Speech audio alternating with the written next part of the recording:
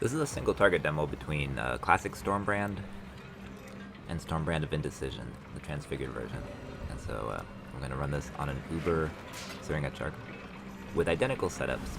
And I recorded both of these just to kind of demonstrate why Storm Brand of Indecision is generally more effective on single target, be it bosses, be it Pinnacle bosses.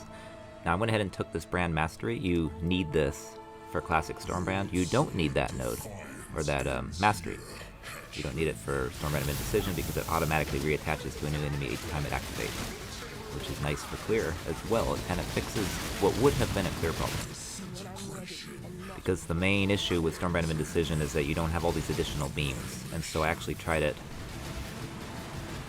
on Flawless Breachstone, and it did struggle a bit more because it's more optimized for single target when you have the Storm Brand of Indecision. This, of course, here is classic Storm Brand.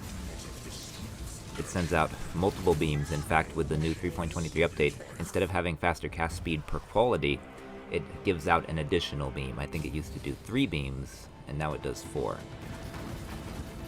And these beams do the same amount of damage, however the entire skill has less raw lightning damage, as opposed to the transfigured version. So the classic, less damage, but sends out the beam. The transfigured version, more damage, sends out only 1 beam, automatically jumps between enemies,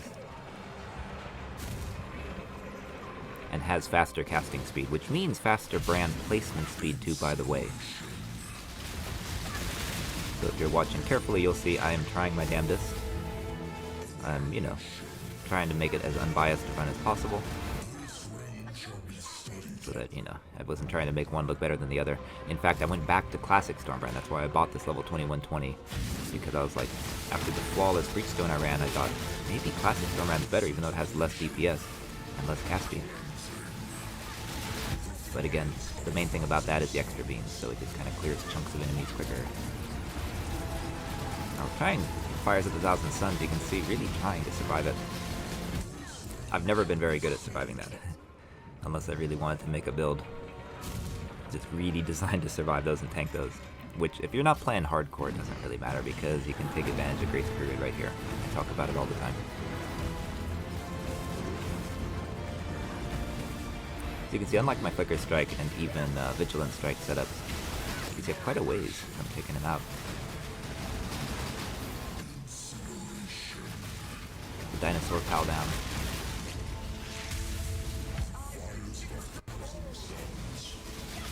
A little bit of it is RNG, like when he triggers this phase. But if you look, 1 portal left, last portal. Turn on my auras, threw on the Golem, took advantage of Grace Period. This again, classic Storm Brand, the beam, not necessary on these kind of boss fights, except it does, give that extra beam to the Molten Minotaur. And yeah, that was a stupid death, right? Because I stood on his firewall accidentally. But regardless, it was the last portal. You could see I was a ways off. It really was not a very good skill to use if you're trying to run Ubers. It's still great. I love classic Storm Brand. I've done it many times. I've done it for multiple leagues. But now we're going to try out this transfigured version I've been messing around with. Same setup, just swapping a quick gem swap. I didn't even change out the mastery for brands activate on each one, because I didn't want to put any bias, because normally, of course, you would regret that because you don't need it, and you could put on an extra point somewhere on the tree. This too, as well, is a level 94 build. This is actually my same character that was running Wintertide Brand at the start of the league, and then I switched to Arcanist Brand, Soul Rend of Reaping, along with Hex Blast of Havoc. And I was doing that for a long time until I went over and decided to form my Slayer build, my Flicker Strike / Vigilant Strike for a while, as an experiment. Oh man, you can see right there, I'm really trying to dodge that. So, for a build that can tank the meteors, you can imagine the difference. Anyway, what I'm doing, I'm left clicking, of course, putting on Assassin's Mark. I do double Curse, I do LE Weakness, not Conductivity. It just worked out that way. It could have been Conductivity, but that's the ring that I crafted. I'm going to go through the gear probably in a separate video. This is just a demo for one purpose, and that's just to showcase how effective Storm Brand of Indecision is. You can see that the setup's obviously very similar, but now we are doing more single target DPS. We're chiseling him down a bit more each time.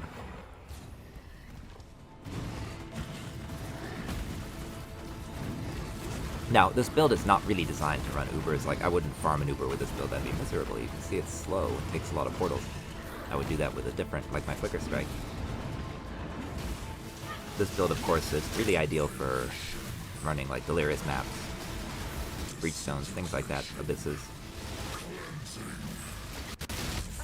But I am showing that that with the new Storm Brand of Indecision, you can do Ubers. You can. Now, of course, if you can do Uber Searing Exarch, you can easily do, like, Uber Elder.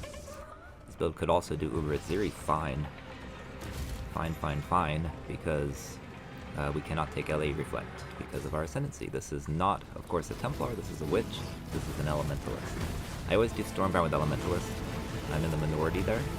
Most people just leave it to a Penance Brand because I'm a fan of Dissipation. You can just throw the brand on there and it just stays on there and you just walk away. Hide. But yeah, now of course this is also Fortify with Lightning Conduit, our middle click. And there, how did it chisel down like that? We don't actually have Culling Strike, but our Golem does. I always put Culling Strike on my Golem, unless I'm a Slayer. So you could see, not only did we successfully now do it with the same amount of energy, but we actually have 2 portals remaining